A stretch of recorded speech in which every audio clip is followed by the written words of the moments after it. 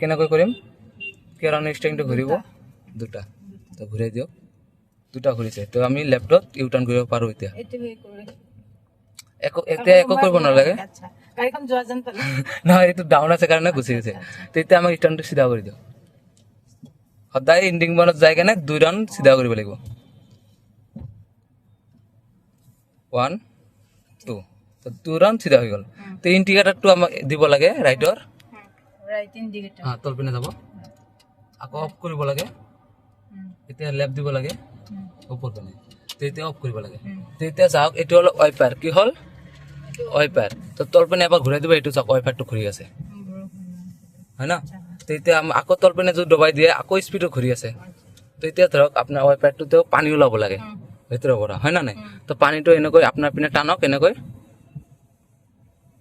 আমাৰ এতিয়া গাড়ীটোত পানী শেষ হৈছে কাৰণে পানী ওলাও নাই মানে পানীটো মিনিটা হ'লেও সোমাও নাই মানে শেষ হৈছে কাৰণে এতিয়া চাওক এইটো অফ কৰি দিয়ক ইণ্ডিকেটৰটো ওপৰ পিনে চব কৰি উঠাই দিয়ক হৈ গ'ল অফ হৈ গ'ল এতিয়া চাওক এইটো হ'ল আপোনাৰ স্পীড মেটাৰ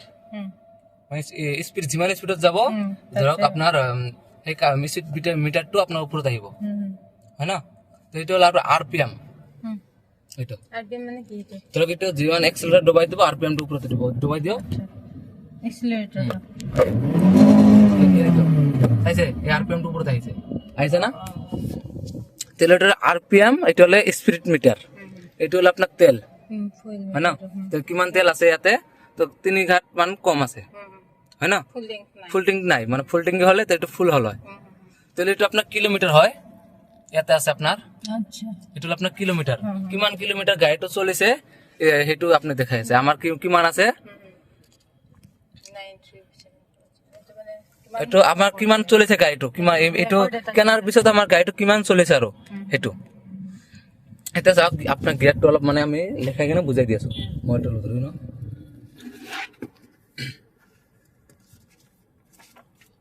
এনে তো আপনাক সিমুলেটর তো বুঝাই দিয়া নাই না কেনেকৈ বুঝাইছিলে কিন্তু এনে গাড়িটো বেলেগ গাড়িটো বেলেগ হ'ব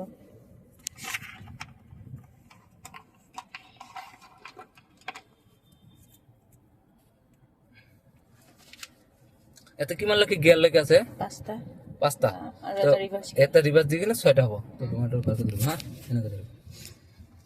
তো এতে মই 1 নম্বৰ বনাই দিলো 2 নম্বৰ 3 4 5 রিভার্স হয় না তো গিয়ারটা সদায় কত থাকে নিউট্রাল পয়েন্টত থাকে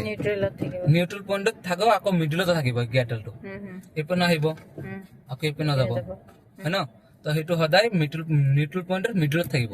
গিয়ারডালটো 3 আর 4 মিডলত হে গিয়ারডালটো থাকিব হয় না তো আমি 3 আর 4 গিয়ারডালটো এত মই বনাই দিলো হয় না তো এতিয়া আমি যদি ধৰক এইটো নিউট্ৰাল পয়েন্ট বনাই দিলো তো আকৌ আমি যদি 1 নম্বৰ লগাও প্ৰথমত ক্লাসটো ধৰিব লাগিব তো আমি এতিয়া হলো ক্লাসত তো এটা চাওক এইটো হল আপোনাৰ ক্লাস যোনটো আপুনি দবাই দিছে এইটো class R middle টুৱেল brake R এইটো হল এক্সেলেটৰ তো এক্সেলেটৰ কাম কি হয়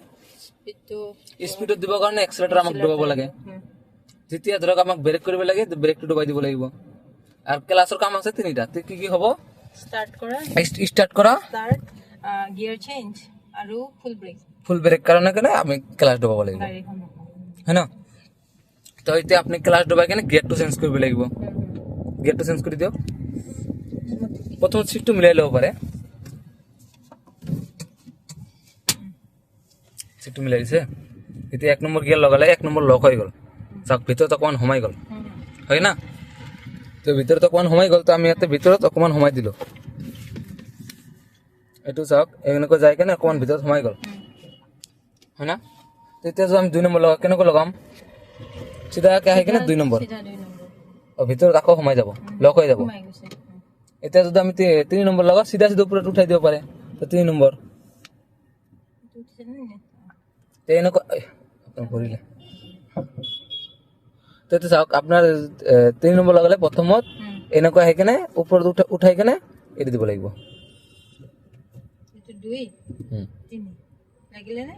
লাগিছে এতিয়া চাওক আমি যদি 4 নম্বৰ লগা সিধা তলপিনে আহিব সিধা তলপিনে আহিব এতিয়া 5 নম্বৰ লগালে এনেকুৱা নহয়